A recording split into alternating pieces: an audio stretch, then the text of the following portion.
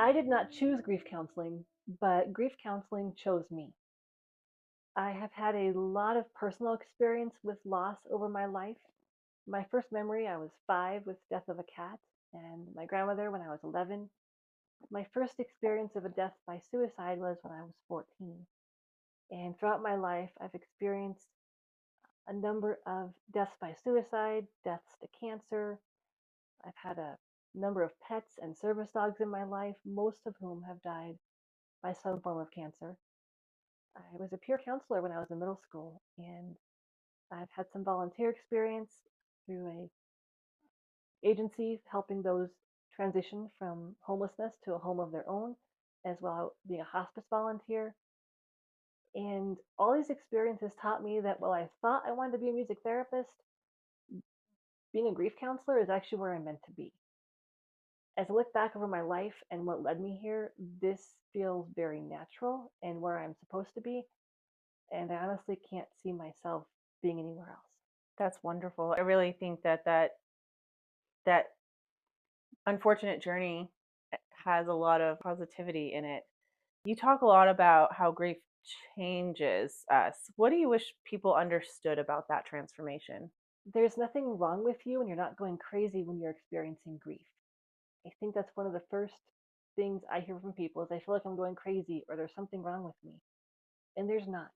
Grief is a very natural response to how deeply you loved that person, that pet, or whatever that is that you are grieving. And we we are actually in a really unique place in our grief to honor that being's presence, to find ways to create continuing bonds, and to really look at who we are becoming or who we are now as a result of that death. And so it's allowing ourselves to experience and feel all the ways in which grief changes us, because it does change us in a lot of visible ways, but also in a lot of quiet, invisible ways. I think about the more common things like loss of appetite, sleep disturbances, wanting to isolate more and withdraw from friends and family. But I also think about the more quieter ways in which grief changes us, and that is spiritually. Our cognitive abilities definitely change, our energy level drops. Grief is thought of like our plus one, and kudos whoever said that first, because I can't remember where I heard that phrase that grief is like your plus one, but it really is. And if you can start to walk on your grief journey thinking about grief being your plus one and what it needs from you, that will actually help you move forward with your grief in a, I don't want to say less painful, but in a more healthy way that helps you find your renewed purpose again, find your sense of peace again, and find your footing as you're walking on this grief path. I love that. Thank you for sharing.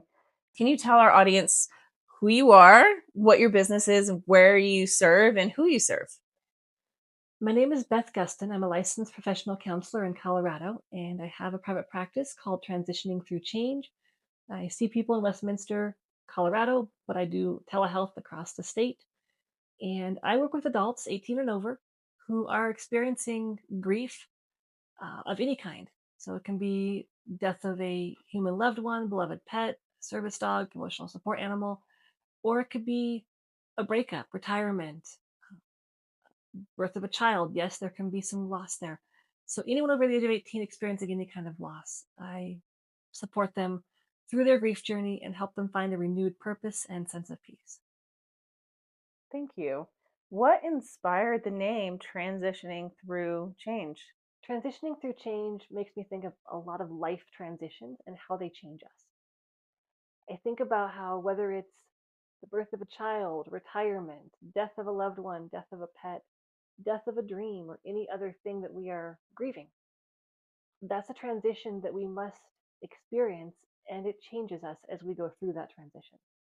And so to me, the business name hopefully envelops that process of experiencing a transition, whether it's by choice or force, and the necessity of moving through that transition to accept the change that it creates in us. Sorry, I had to pause for a second. I was so intrigued. I was listening to what you were saying and I wasn't ready for the next question. I'm so sorry. Looking back at your journey through grief, What do you wish more people understood about how they can support someone who is going through grief that they don't understand? Well intended advice and platitudes are not as helpful as we'd like them to be. I myself am guilty of saying them too. What we need is presence. Someone who can sit with us and hold that space for us to be silent, to scream and yell and rant and rave and cry, to laugh, to share the funny stories, and to help us remember them. There are no words that any of us can say that'll make it better, but the worst thing we can do is nothing. The best thing we can do is sit and be with someone. If that's hard, that's okay. We all have different strengths and skills. And those of us in grief also could really use someone to take our minds off things and distract us from our grief and give us a break or help us run errands or do those things that we don't have energy to do right now. And so think about who you are and how you can best help and offer something. The person grieving may say no, but they're going to appreciate that you asked. And remember that the worst thing you can do is nothing. I love that advice. I appreciate that. Thank you. Your butterfly logo is so beautiful and it seems so intentional. Is there a meaning behind it as far as your business goes? It is intentional with the butterfly logo behind my business. It's about transformation and change. I think about how the caterpillar becomes a butterfly and the different stages it goes through to get to be that butterfly, and how all of those stages are necessary, otherwise, it wouldn't be a butterfly. I think about when the butterfly is in a cocoon, I guess that'd be the caterpillar being in the cocoon, and how it's a necessary process for that caterpillar to push its way out of that cocoon to become the butterfly. And to me, that symbolizes if we allow ourselves to feel all the feelings and go through the pain that being in grief can cause us, then we can become a new version of ourselves with renewed purpose and renewed sense of peace, renewed sense of hope. But we have to allow ourselves the the grace and the necessary journey of going through that grief to become the butterfly. It changes our identity. That's well said. I appreciate that. It gives meaning to that logo and I love that. Thank you for sharing. After all of these years of going through your own grief journey and helping others go through theirs, what would you say grief is still teaching you? Grief continues to teach me about the resiliency of the human spirit and just how resilient we all are. We don't often feel strong when we're grieving. We don't feel like we're capable. We can't go through this. It's too painful. But we do. We find a way. And I think grief has a lot to teach us about life and how we live and our priorities and our values. And over time, and this does not happen quickly, grief actually has a lot of gifts it can give us. And we don't think about those. And we're not supposed to think about those initially. But if we do allow ourselves to actually go on this journey that grief has or death has forced upon us, then in time we can actually discover a version of ourselves we never thought possible. Whether it's taking on a new hobby or becoming a volunteer or working in a profession that meant something to your loved one.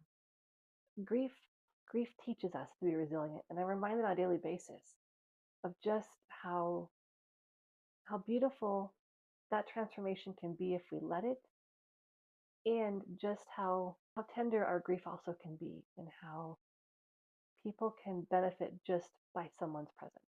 Thank you for sharing that.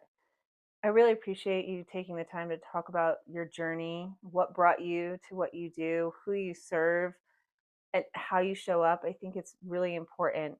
Is there one more piece that we didn't cover, one thing that you really want the audience to know about working with you and your journey and grief in general?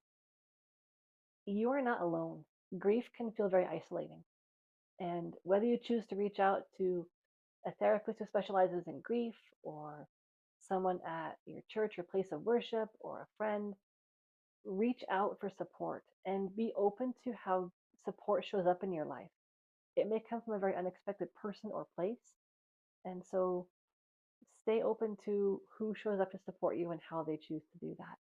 You might be surprised at how much it can help.